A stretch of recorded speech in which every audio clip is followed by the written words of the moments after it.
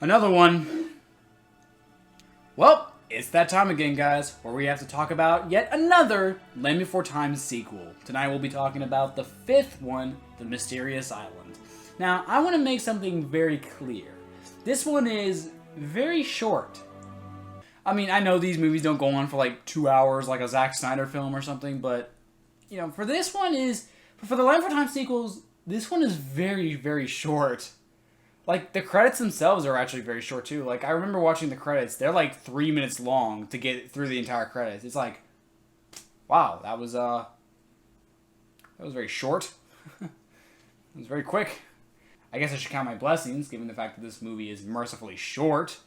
But we'll give it a shot. So if the review is a little shorter than most, then you'll have to forgive me. There's just not much to work with here. So, with that being said, let's get right down to it. This is Land Before Time 5, The Mysterious Island. Let us begin. Hey, it's the Adult Universal logo. They got rid of that derpy plane and everything. Hey, maybe this is a sign that they're taking the Land Before Time series down a darker road like it was originally intended. Maybe? Well, looks like there's only one tree star on the tree. Nope, it still sucks. Nope, just like every Land Before Time sequel before this one, the film has to start with some shitty problem that only a 5-year-old would have. But unlike the last couple of ones, which kinda made sense, this one's just flat out dumb. Well, looks like there's only one tree star on the tree. Yep. The big question is, who gets it? What do you mean? It's my turn to get the first tree star of the day. Aw, man, this sucks. I mean, there's only one tree star left. I mean, it's not like we live in a place surrounded by green food. I mean, it's not like we can just walk 10 feet to the left and get more food. No, that's the last one. Man, this sucks. This really fucking sucks. I'm calling herbivore persecution. In fact, I'm gonna call Pureflix and have them make a movie about how persecuted I am.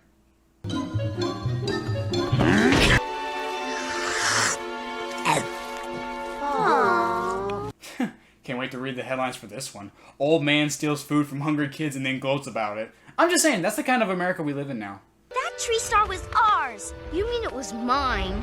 This never would have happened if you... Children. Whoa! Kids movie, Grandpa! Kids movie!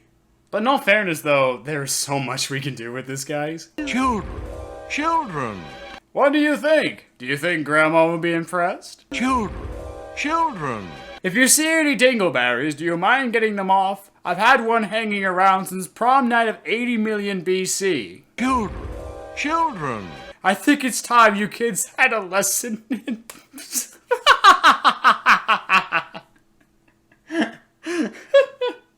I'm sorry, guys. I'm sorry. I can't do anymore. But by all means, let me see what you guys have in the comments. I want to read all your jokes. Okay, got one more, guys. Got one more for you. Children. They don't call me Grandpa Longneck for nothing.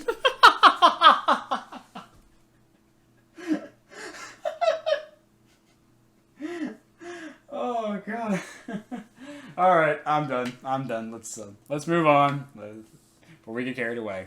So it turns out Grandpa Longneck came over to stop the fighting. Oh, come on! I told you idiots there's more food around. But everything takes a turn for the worse when a swarm of, I guess, prehistoric locusts attacked? Were locusts around back then? It was that a thing? I don't know. But it's okay. We get some wacky shenanigans during all of this. Ow, Sarah! Do not do this!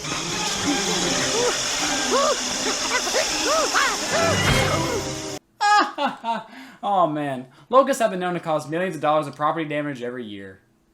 When the bright circle rose today, the Great Valley was a paradise. And now, the Great Night Circle looks down on a wasteland. Thank you, Grandpa Longneck. So the grown-ups come to a consensus that because there's no more green food around, they have to leave the Great Valley. We are protected here. Beyond the mountain walls live shark teeth. Oh my gosh, shark teeth? Oh, what a problem. It's like you guys have never fought them before. Like, ever. So all the dinosaurs leave the Great Valley the next morning, and apparently we need a narrator to tell us this. Day after day, they could find no such fertile paradise. Thank you, narrator. I'm too stupid to realize that myself. There's obviously no food in that direction. Everyone knows how stupid duckbills are. I know now that we can't live together that way, with such anger between us.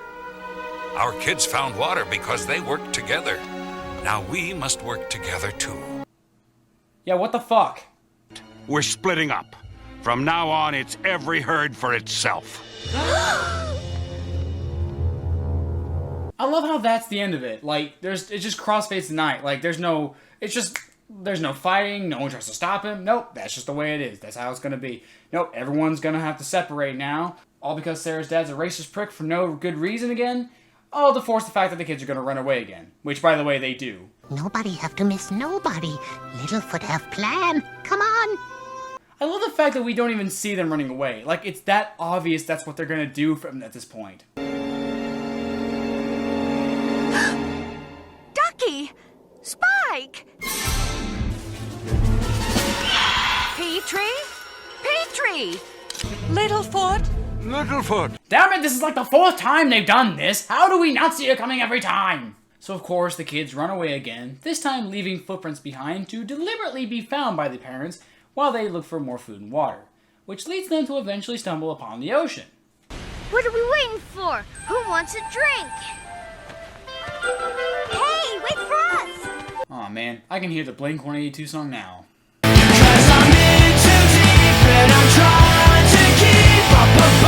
Yeah, that's a good track right there. What? What do you mean that's not Blink-182? Then who was that? Oh, Sum 41? Oh, my bad, guys. Here's a Blink-182 song. Welcome to a new car attention all across the alien mission. Yeah, that's more like it. That was Green Day? Then... Alright, come on. Play a Blink-182 song. Okay, no. That is not Blink-182. Okay, who's fucking with me? Oh, you son of a bitch. Come here. So even though the ocean is undrinkable, they see an island across the sea that looks like it has a lot of food and water on it. So they find a land bridge to cross in order to get to it. This is like waiting for your hatch day. It never seems to get any closer. How do you remember that? That is a earth-shake! Gee, what did I tell you guys? Alright, if you can't get the story moving forward, just have an earthquake happen. Works every time. Also, what's with the color scheme all of a sudden? Like, what the hell? Is this something out of the Bible? Is Moses parting the Red Sea right now as we speak? And the Lord said, let there be no more shitty Land Before Time sequels. You will know my name is the Lord! So the kids make it to the island safe and sound, but find that the food smells a little strange. So they decide to make Spike try the food. Yeah, because there's nothing like making the disabled kid take the risk for you. How is it? You feel okay? I love how little of a fuck Spike gives about everything in this movie. Like, seriously, he gives so little of a fuck, it honestly makes him the most relatable character in the movie. Finally, the kids realize that they're stuck on the island, and the grown-ups themselves who've been looking for the kids finally reach the ocean and thinks the children have perished. Well, it's official. The children are dead. Come on, Grandma. I got something to show you. It hasn't been this clean since prom night 80 million BC. My daughter is gone, and I blame that boy of yours. Littlefoot? Why? Well, because I have to blame somebody. The writers forgot about my character development, so I'm just gonna assume we're following the status quo as God rule and just go back to who I was in the very beginning. So you're probably wondering, why doesn't Petrie just fly across the ocean and let the adults know where they are? Because we have to have a song, of course, singing about how scary the ocean is. Big, big, big, big water. Petrie can fly! Things could be swimming around under there, way down deep. Well, we interrupt this Land Before Time sequel to bring you rejected designs of the aliens from Space Jam. It's not fair to ask one of us to try to cross it alone. If one of us goes, we all go. That's fucking stupid. Like, yeah, I'm gonna be really harsh about it. I don't fucking care. That's fucking stupid out of all of you. Just tell Petrie to grow a sack and nut up! So, instead of doing the logical thing, because Petrie's a big old bitch, they decided to try the next best thing and take a log across the ocean like a boat.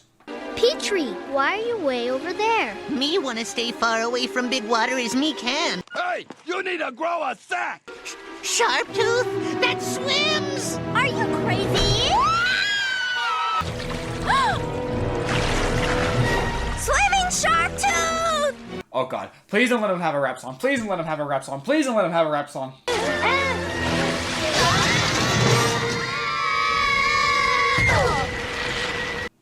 Not even remotely possible, but fine.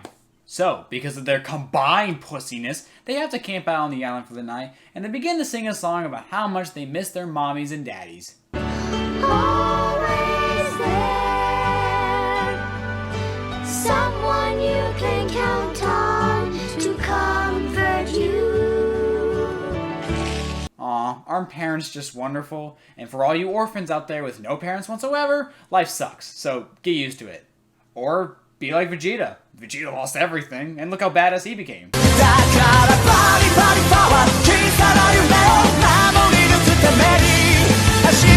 Saiyan Prince!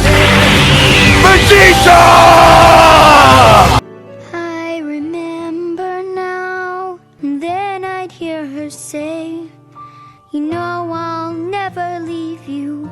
You can find me everywhere. I'm always there. Fucking liar. So the next morning comes in, and the kids are suddenly chased by a familiar face, believe it or not. Littlefoot? Chomper? Holy crap, Chomper's back? That's awesome! Huh, this is kind of like the Scotsman coming back in Samurai Jack. Me not see you since you just barely hatched. And now I'm all grown up. You are a big sharp tooth, all right. Yep, yep, yep. I don't know. I kind of think the Scotsman coming back in Samurai Jack was way cooler than that. The samurai is still out there inspiring people by the thousands. After all these years, you're powerless against them. You're just a big baby. Why did you go cry to your mama? So yeah, Chomper's back, and he has 3 fingers this time around. Why? He had 2 fingers the last time we saw him. What happened? Where did he get the 3rd finger? Is this some X-Men shit? God, where's Charles Xavier when you need him? I, don't think that's such a great idea. Oh, why not? I know they'll like you. How? Rare, medium, or well done? You don't know what cooking is? Speaking of which, Chomper, you should know this is a bad idea, given how your parents treated these guys in the 2nd movie.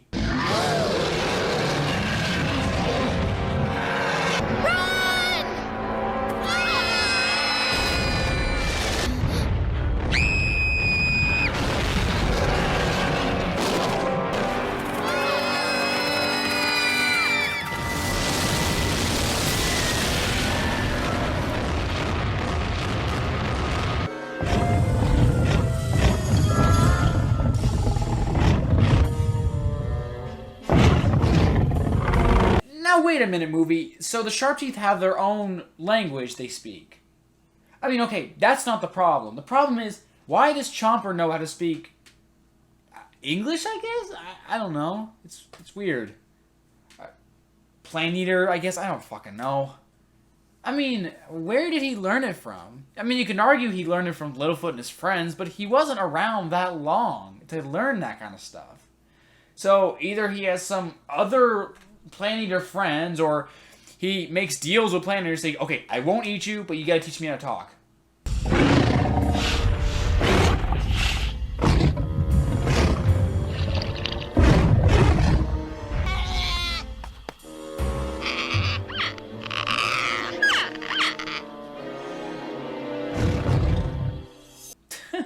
I love the fact that Chomper's parents are like perfectly accepting with Chomper just saying, yeah, I killed the long neck. Ate it all myself. The entire thing. Fully grown long neck. In my belly right now. Alright? I mean, do you see this thing? Alright? I don't need to eat until Thanksgiving. Thank you very much. To be fair though, we do live in a world where kids can kill fully grown adult animals.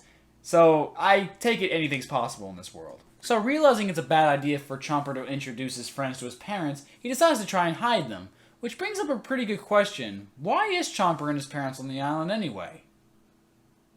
Never even asked. Like, seriously, that's a pretty important question. Why is Chomper's family on this island? It doesn't sound like a good idea for them.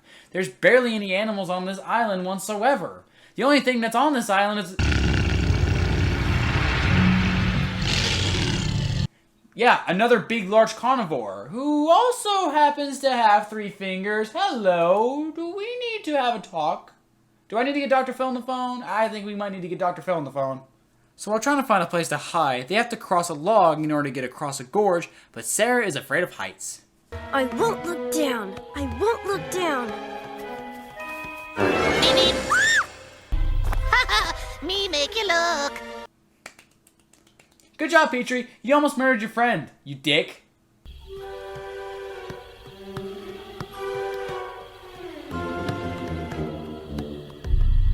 I told you guys, Spike don't give a fuck. He's just too cool, man. He don't give no fucks whatsoever. So the group comes across a field of flowers that smell real bad, and they decide that's the perfect place to hide. Spike, however, gives no fucks. If you eat this stuff, you will have clubtail breath that you can never get rid of. Ew!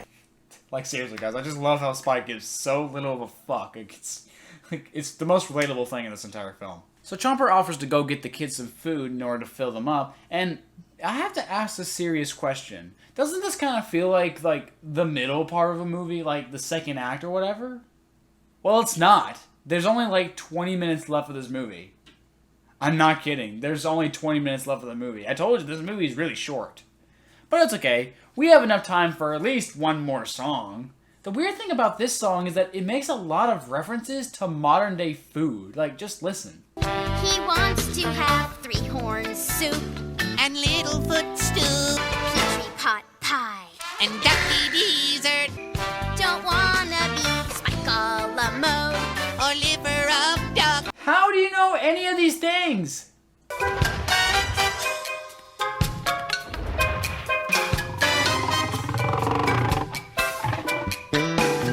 Oh dear God. Our son is a fruit lover! So anyway, that's how we got here. So, now that I've told you how I got here, how about you do us a favor and tell us how you got here? Sure you won't have a bite? Well, Littlefoot, watch out! What'd you say that for? Because he bit my ass! I'm sorry. Don't worry, Littlefoot. You are what you are, and I am what I am. We can't change it, but we can still be friends. That sounds like a lesson that we already learned in the past sequels. So after coming back from talking to Chomper, we find that larger dinosaur from before has found the kids and is trying to eat them. And again, doesn't this feel like it's just kind of coming right out of nowhere? Like, doesn't this feel like it should have been later in the movie? Like, another 10 minutes at least? I know it sounds kind of weird, given the fact that this is still technically longer than the original by 5 minutes, but the pacing in the original film was so good, you didn't notice how short it was. But for the 5th movie, the pacing for the most part has been rather slow, and now we only have 10 minutes left for the film for there to be a climax. Because of this, the pacing for this scene doesn't match the pacing for the rest of the film, and as a result, this ending feels rather rushed. Na na na na na. The log is gone. You cannot get across. Me think you a stinker. Nobody insults me childishly like that and gets to live! So the Sharptooth chases the kids down to a cliffside, but Chomper is there to save the day.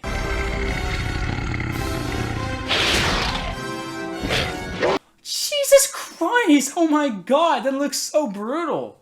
I get there's no blood or anything, but look how deep he bit into his own tail. I'm surprised he didn't chomp it clean through. Oh, hell yeah. We're about to see some Jurassic Park shit right here, guys. This is gonna be awesome.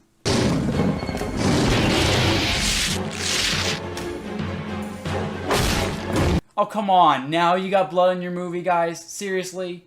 The same guy got gored in the second movie. Nah, he's perfectly fine. He'll just walk it off. But the guy takes a scratch to the face, and suddenly you look like a Zack Snyder film?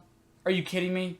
I'm Chomper's real father. You never paid your alimony!